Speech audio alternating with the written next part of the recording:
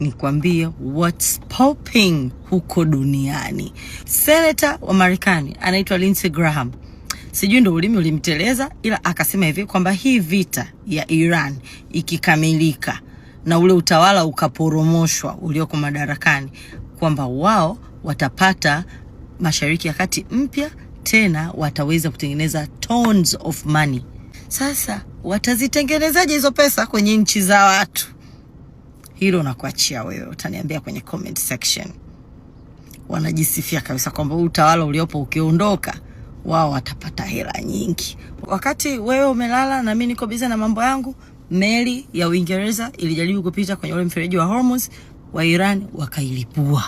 Alafu sasa wa Iran kuonyesha ile dharau na roho mbaya kwamba ubaya ubwela, walivyomaliza kulipua meli ya Uingereza ilitaka kupita kwenye mfereji, wao wenyewe wamekusanya matenki milioni 11.7 wakawa wanawapelekea China. Yani wameachukua, wameatia kwenye meli, wanafanya delivery. Kwa Iran anajaribu kutuonyesha kwamba hayo mafuta hayo watayakosa watu fulani tu usiku. Kama unavyojua wale mdawa wa mashambulio mara nyingi ni usiku. So usiku bwana, wakachukua kombola lao moja, wakaliandika maneno afu wakalipiga picha. Hilo kombola sijui liko napeleka wapi, ila maneno yaliyoandikwa pale nimetafsiriwa kwa warara. Yale maneno yanasema hivi: kwa niaba ya waanga na waathirika wa Jeffrey Epstein.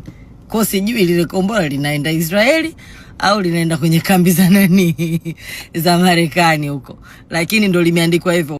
Wewe kama ni mgeni hapa ndo utakuwa hujui Jeffrey Epstein ni nani, ila wewe kama sio mgeni hapa unamjua ni nani. Pia kuna tanki jingine la mafuta ambao lilikuwa linatokea Thailand, lilitaka kukatiza hapo. Kwa hiyo Iran wakalilipua, na walipomaliza kulilipua wakatoa statement ya kusema kwamba tulishasema hakuna meli ya mafuta itakayotakiwa kupita kwenye njia ya Hormuz, na kama kuna mtu anabisha ajaribu kusogea karibu na kujaribu kuvuka huo mfereji wa Hormuz, tutamuonyesha nini kitampata.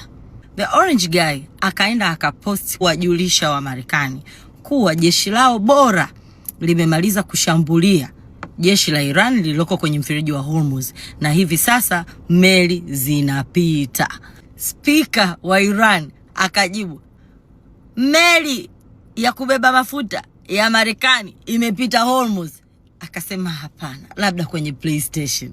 Rais wa FIFA pia alikutana na The Orange Guy na akamuuliza kama ni salama kwa timu ya Iran kuja kushiriki kwenye kombe la dunia nchini Marekani. As we all know, kombe la dunia it's this year na linafanyika Marekani. So The Orange Guy amesema yeye hana noma kabisa, timu ya Iran inaweza kwenda. Waziri wa michezo wa Iran amesema hapeleki timu.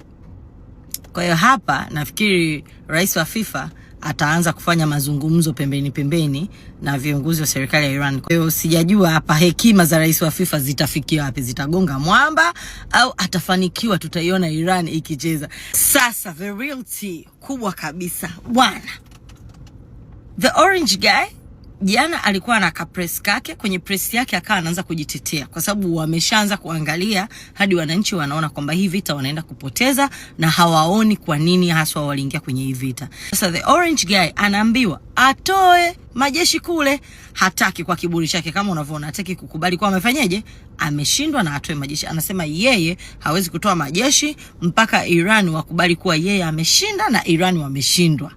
Si unanielewa? Huku chini kwa chini Iran wenyewe ndo wamesema kwamba The Orange Guy anawatafuta kwa ajili ya ceasefire. Kidiplomasia ceasefire ni ile mnayokubaliana kwamba tutulize kidogo mapigano, tuzungumze. Tutulize mapigano kwa ajili ya Eid, tutulize mapigano kwa ajili ya Pasaka. Ili ndio tunaitaga ceasefire. Yani unashusha ugomvi ili kitu fulani kipita. Afika kitu kikipita ndo mnaendelea na ugomvi. However, most of the times muda ambao watu wanashusha hizo silaha chini, wanaacha kupigana kwa ajili ya hayo matukio maalum labda ambayo wanakubaliana nayo, huwa pia wanaanza kufanya majadiliano.